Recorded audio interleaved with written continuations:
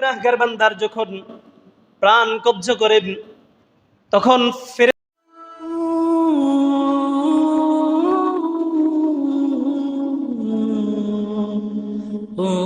গুনাহগার বান্দার যখন প্রাণ কব্জ করে তখন ফেরেশতাদের অনেক ফেরেশতা তার সামনে এসে ফায়ানজিরুল মালাকান ইলাইহি, অসংখ্য অগণিত ফেরেশতা কালো চেহারাদারি, বিভৎস চেহারাদারি, ভয়ঙ্কর চেহারাদারি অনেক ফেরেশতা তার চোখের সামনে চলে আসে।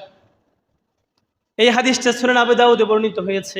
সহিহুল জামি' নামক একটি হাদিসের কিতাব আছে, সেখানেও এই হাদিসটি বর্ণিত হয়েছে। আল্লাহর নবী বলেছেন, যখন কোন বদকার, ফাসেক, ফুজ্জার, নাফরমানের জান কব্জ করার জন্য ফেরেশতারা অবতীর্ণ করে, তার চোখের সামনে কাতার ধরে ফেরেশতারা বসে যায়। যে ফেরেশতাগুলোর চেহারাগুলা বিদুন ইসওয়াদুহু, কালো বিভৎস ভয়ঙ্কর চেহারা, এই ফেরেশতাগুলা জাহান্নাম থেকে তার জন্য সালার বস্তা নিয়ে আসে তার রূহটা বের করার জন্য। মালাকুল মউত তাকে উদ্দেশ্য করে বলেন, আইয়াতুহান নাফসুল খাবিথা, হে অপবিত্র আত্মা, উখরিজি মিন গাযাবিক, আল্লাহ তাআলার নাফরমানি নিয়ে, আল্লাহর অসন্তুষ্ট চিত্তে তুমি তোমার রূহ থেকে বের হয়ে আসো। আল্লাহর অসন্তুষ্ট নিয়ে তুমি তোমার রূহ থেকে বের হয়ে আসো। আল্লাহ নবী এরপরে বলেছেন, তার রূহ থেকে বের করার অবস্থাটা এত কঠিন হয় যে কোনো মানুষকে যদি লোহার চিরুনি দ্বারা তার শরীরের মাঝে আঁকা হয়, লোহার গরম চিরুনি দ্বারা তার শরীরের গোশতের উপরে যদি আঁকা হয়, ওই ব্যক্তি যেই পরিমাণ কষ্ট পাবে না। তার রূহটাকে যখন ফেরেশতারা কব্জ করে, প্রতিটা লোমে লোমে এই ব্যক্তি এমন কষ্ট পায়, এই কষ্ট পৃথিবীর কোনো মানুষকে বোঝানো সম্ভব হবে না।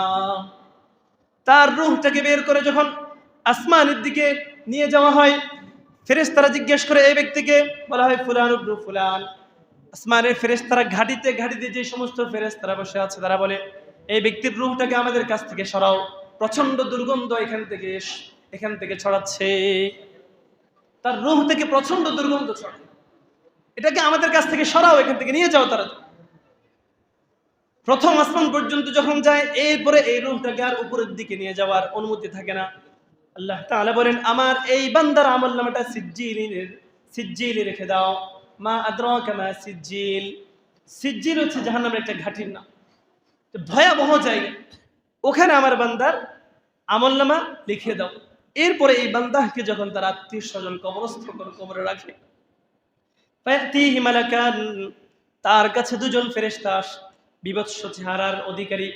আরেকটি বর্ণনায় আসছে, আরো একজন ফেরেশতা এমন আসবে তার কাছে, ফি ইয়াদিহি মিতরাক, যার হাতের মাঝে একটা লোহার হাতুড়ি থাকে, যার হাতের মাঝে একটা কি থাকে, লোহার হাতুড়ি থাকে। ফায়াকুদানিহি ফায়াসআলানিহি, ফেরেশতারা এসে ওই ব্যক্তির দেহের মাঝে তার রূহটাকে আবার সঞ্চালন করে দেয়, তাকে বসায়, বসে তাকে জিজ্ঞেস করে এই তিনটা প্রশ্ন করে। একটা প্রশ্ন সে উত্তর দিতে পারে না, সে বলে হা হা লা আদরি, হা হা লা আদরি, আমি তো এগুলার উত্তর জানি না, আমি তো এই সমস্ত প্রশ্নের উত্তর জানি না। এই অবস্থার মাঝে ফেরেশতাদেরকে আল্লাহ তাআলা উদ্দেশ্য করে আসমান থেকে একজন ঘোষণাকারী ঘোষণা দিতে থাকে, ইন কাযাবা আবদি, এই ব্যক্তি যা বলেছে সব মিথ্যা বলেছে। পৃথিবীকে তাকে ঈমানের পথে দাওয়াত দেওয়া হয়েছিল, ইসলামের পথে দাওয়াত দেওয়া হয়েছিল, তাকে কোরআন এবং হাদিসের মাধ্যমে অবগত করে দেওয়া হয়েছিল, এই প্রশ্নগুলো তাকে করা হবে। সে এখন বলছে সে কোনো কিছুই জানে না, এই ব্যক্তি মিথ্যা বলছে, কাজেই তাকে জাহান্নাম থেকে পোশাকের পরিধান করিয়ে দাও, জাহান্নামের পোশাক তাকে পরিধান করে দেওয়া হবে। ওয়াফতাহু লাহু বাবান ইলান নার, জাহান্নামের দিকে তার জন্য একটি দরজা খুলে দেওয়া হবে, সেখান থেকে এই ব্যক্তির কাছে আযাব আসতে থাকবে। কত কঠিন অবস্থা হবে। আল্লাহর নবী এই কবরের পাশে বসে এই হাদিসটা তার উপস্থিত সাহাবায়ে কেরামদেরকে শোনাচ্ছেন।